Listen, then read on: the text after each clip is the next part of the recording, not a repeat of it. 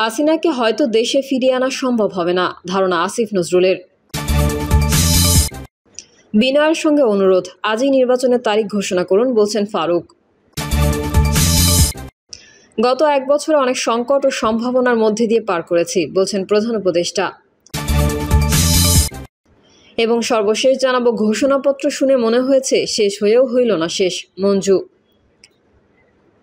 এতক্ষণ শুনছিলেন সংবাদ শিরোনাম, এবারে বিস্তারিত। তবে তার আগে অনুরোধ থাকবে আমাদের চ্যানেলটি সাবস্ক্রাইব করে বেল আইকনটি ক্লিক করুন। হাসিনাকে হয়তো দেশে ফিরিয়ে আনা সম্ভব হবে না, ধারণা আসিফ নজরুলের। শেখ হাসিনার বিচার হলেও তাকে হয়তো দেশে ফিরিয়ে আনা সম্ভব হবে না বলে মনে করেন অন্তর্বর্তী সরকারের আইন উপদেষ্টা অধ্যাপক আসিফ নজরুল। তিনি বলেন, আমরা জানি প্রধান যে আসামি আছে, প্রধান অপরাধী আছে। আমার ধারণা, আমি জানি না এভাবে বলাটা ঠিক হচ্ছে কিনা, আমার ধারণা তার শেষ দিন ভারতেই কাটবে। তাকে বোধহয় আমরা কখনো পাবো না। কিন্তু বাংলাদেশের মানুষের মনে যে ঘৃণা নিয়ে সে বেঁচে থাকবে, সেটাও যদি আমাদের অর্জন হয়, সেটাও কম নয়। এত ঘৃণা মানুষের, এত কষ্ট, এত ক্ষোভ। এই ঘৃণা থেকে, ক্ষোভ থেকে, ক্রোধ থেকে আশা আছে সংস্কারের মাধ্যমে এই রকম শাসক যেন দেশে আর তৈরি না হয়। আমরা চেষ্টা করছি, আমাদের চেষ্টার ত্রুটি নাই। জুলাই গণঅভ্যুত্থানে নির্বিচারে মানুষ হত্যা প্রসঙ্গে আসিফ নজরুল বলেছেন, যুদ্ধক্ষেত্রেও কিছু কাজ নিষেধ করা আছে। কেউ পালাচ্ছেন, কেউ নিরস্ত্র মানুষ মৃত্যু যন্ত্রণায় কাতরাচ্ছেন, এমন মানুষকে যুদ্ধক্ষেত্রেও হত্যা করা যায় না। পৃথিবীর যে কোনো আইনে এটা যুদ্ধাপরাধ। কিন্তু জুলাই গণঅভ্যুত্থানকালে দেখা গেছে, পালিয়ে যাচ্ছে এমন মানুষকে মেরে ফেলা হয়েছে। মৃত্যু যন্ত্রণায় কাতর একজন মানুষকে গুলি করা হচ্ছে। মানুষ হাত জোর করছে, তার কাছে থেকে গুলি করা হচ্ছে। একটা মানুষ মৃত্যু যন্ত্রণায় কাতরাচ্ছেন, তার মাথায় গুলি করা হয়েছে, লাশ পুড়িয়ে দিয়েছে। তিনি বলেন, পুলিশকে যে এরকম একটা অমানুষ, বেপরোয়া, ভয়াবহ বাহিনীতে রূপান্তর করেছে, সে কত বড় অমানুষ, কত বড় অমানুষ হতে পারে সে। কোনো একটা পুলিশ বাহিনী সম্ভবত প্যালেস্টাইনের মানুষকে বোধহয় এভাবে মারে। একটা দেশের সুশৃঙ্খল বাহিনী, আমার ট্যাক্সের টাকায় চলা, তাকে ইসরায়েলি বাহিনীর মতো করে বাহিনী বানিয়েছে, যেটা এভাবে খুন করতে পারে। জুলাই গণঅভ্যুত্থানকালে নির্বিচারে মানুষ হত্যার অসংখ্য ফুটেজ আছে বলে উল্লেখ করেন আইন উপদেষ্টা। তিনি বলেন, আমরা যদি শেখ হাসিনার স্ট্যান্ডার্ডে বিচার করতাম, তাহলে এই বিচার 4 থেকে 5 মাস হয়ে যেত। আমরা সম্পূর্ণভাবে আন্তর্জাতিক, জাতীয়ভাবে গ্রহণযোগ্য। 20 বছর, 30 বছর পরও যেন বিচার নিয়ে প্রশ্ন না ওঠে, এজন্য পুঙ্খানুপুঙ্খভাবে তদন্ত করে এবং আইন সংশোধন করে বিচার করছি। এখানে আপনার মাঝে মাঝে মনে হয় জীবনের সবচেয়ে বড় শান্তির দিন বোধহয় থাকবে বিচার যখন শেষ হবে। আইন উপদেষ্টা বলেন, তিনি যখন আইন মন্ত্রণালয়ের দায়িত্ব নেন, তখন শুভাকাঙ্ক্ষীরা বলেছেন তিনি সবচেয়ে বেশি সমালোচিত হবেন, কারণ আইন ও স্বরাষ্ট্র মন্ত্রণালয় হলো সমালোচিত হওয়ার জায়গা। এই সরকার চলে যাওয়ার পর সবচেয়ে বেশি ঝুঁকিতে থাকবেন তিনি। আসিফ নজরুল বলেন, আপনারা জানেন কেন ঝুঁকিতে থাকবো। দুঃখ নাই, আল্লাহ আমাকে এত বড় একটা সুযোগ দিয়েছেন দায়িত্ব পালনের জন্য। আমার জানা মতে এই দায়িত্ব পালনে আমার ও টিমের এক বিন্দু গাফলতি নেই, এক বিন্দু অবিচার করার ইচ্ছা নাই। সুবিচার করার মাধ্যমে দৃষ্টান্তমূলক বিচার হওয়া উচিত। ইনশাল্লাহ আশা করি আমাদের সরকারে থাকা অবস্থায় তার বিচার শেষ হবে। বিনয়ের সঙ্গে অনুরোধ, আজই নির্বাচনের তারিখ ঘোষণা করুন, বলছেন ফারুক। সংসদ নির্বাচনের তারিখ আজকেই ঘোষণা করার জন্য অন্তর্বর্তী সরকারের প্রধান উপদেষ্টার প্রতি আহ্বান জানিয়েছেন বিএনপি চেয়ারপারসনের উপদেষ্টা ও সাবেক বিরোধী দলীয় চিফ হুইপ জয়নুল আবেদিন ফারুক। তিনি বলেন, আপনাকে আমরা পছন্দ করি, কিন্তু কারো কথায় নির্বাচন নিয়ে টালবাহানা করবে না। জয়নুল আবেদিন ফারুক অন্তর্বর্তী সরকারের প্রধান উপদেষ্টার উদ্দেশ্যে সমাবেশে বলেন, বিনয়ের সঙ্গে অনুরোধ করব, আজকেই নির্বাচনের তারিখ ঘোষণা করুন। কেননা যত নির্বাচন বিলম্বিত হচ্ছে, ততই আওয়ামী লীগ সংগঠিত হচ্ছে এবং ষড়যন্ত্র হচ্ছে।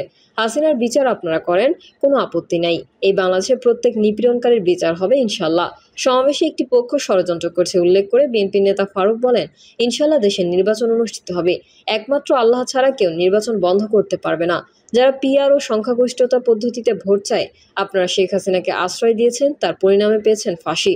2014 সালে জাতীয় পার্টি যদি আওয়ামী লীগের বিনা ভোটে অংশ না নিত, তখন একমাত্র আল্লাহ ছাড়া শক্তি ছিল না ওই নির্বাচন করার। হোসেন মোহাম্মদ এরশাদ সেদিন বেইমানি করে হাসপাতালের সিটে বসে বিনা ভোটে এমপি হয়েছেন। সেই আওয়ামী লীগ জাতীয় পার্টিকেও পচিয়ে দিয়েছে। বিএনপির এই নেতা বলেন, যারা 71-এর স্বাধীনতা মানে না, যারা ডক্টর ইউনূসের নির্বাচন মানে না, তারা এখন ষড়যন্ত্র করে তারেক রহমানকে ক্ষমতায় আসতে দিতে চায় না। তাদের বিরুদ্ধে আমরা রুখে দাঁড়াবো। নির্বাচন ইনশাল্লাহ হবে। বঙ্গোপসাগরে যেমন বাদ দেওয়া সম্ভব নয়, তেমনি বিএনপিকে বাদ দিয়ে এই দেশে কোনো নির্বাচন কেউ করতে পারবে না। দলে মনোনয়ন প্রত্যাশীদের উদ্দেশ্যে জয়নুল আবেদিন ফারুক বলেন, যারা সেনবাগে এমপি হতে চান, দয়া করে জনগণের কাছে যান। বিভেদ সৃষ্টি করে নতুন লোক আমদানি করে এই দেশের রাজনীতি করানো কঠিন হবে। গত এক বছরে অনেক সংকট ও সম্ভাবনার মধ্যে দিয়ে পার করেছি, বলছেন উপদেষ্টা। প্রধান উপদেষ্টা প্রফেসর ডক্টর মোহাম্মদ ইউনূস বলেছেন, গত এক বছরে আমরা অনেক সংকট ও সম্ভাবনার মধ্যে দিয়ে পার করেছি। অনেক দুর্ঘটনা আমরা গভীরভাবে বেদনাহত করেছে। তিনি বলেন, সর্বশেষ মাইলস্টোন কলেজে বিমান বিধ্বস্ত হয়ে ঝরে গেছে আমাদের কোমলমতি শিশুসহ বেশ কিছু মানুষের প্রাণ। আগুনে পুড়ে আহত হয়েছেন অনেকেই। এ ঘটনা আমাদের সবাইকে শোকস্তব্ধ করে দিয়েছে। এই দুর্ঘটনায় নিহতদের আত্মার শান্তি কামনা করছি। যারা এখনো হাসপাতালের চিকিৎসাধীন তাদের দ্রুত আরোগ্য কামনা করছি। এই ভয়াবহ দুর্ঘটনার পর সিঙ্গাপুর, চীন, ভারত সহ কয়েকটি দেশের যেসব চিকিৎসক এবং নার্স আহতদের সেবায় অক্লান্ত পরিশ্রম করছেন তাদের প্রতি কৃতজ্ঞতা জানাচ্ছি। যারা রক্ত দিয়ে আহতদের পাশে দাঁড়িয়েছেন, কৃতজ্ঞতা জানাচ্ছি তাদের প্রতিও। প্রধান উপদেষ্টা বলেন, আজ 5ই আগস্ট জুলাই গণঅভ্যুত্থান দিবস, বাংলাদেশের ইতিহাসের এক অবিস্মরণীয় দিন। এক বছর আগে এই দিনে জুলাই গণঅভ্যুত্থান পূর্ণতা পায়, দীর্ঘদিনের ফ্যাসিবাদী শাসন থেকে মুক্ত হয় প্রিয় স্বদেশ। তিনি আরও বলেন, গত বছরের জুনে আদালতের একটি রায়ে সরকারি চাকরিতে কোটা পুনর্বহাল হলে দেশের তরুণ শিক্ষার্থী সমাজ বিক্ষুব্ধ হয়ে ওঠে। তাদের এই ক্ষোভ দাবানলে পরিণত হয়ে স্বৈরাচারের তুচ্ছ তাচ্ছিল্য, দমন-পীড়নে, নির্বিচারে গুলিবর্ষণ, নির্মম হত্যাযজ্ঞের কারণে স্বৈরাচারী শাসকের নির্দেশে পরিচালিত হত্যাযজ্ঞের সামনে নির্ভীক চিত্রে দাঁড়িয়েছিল এদেশের ছাত্র শ্রমিক জনতা। তাদের সম্মুখভাগে ছিলেন আমাদের অদম্য নারীরা।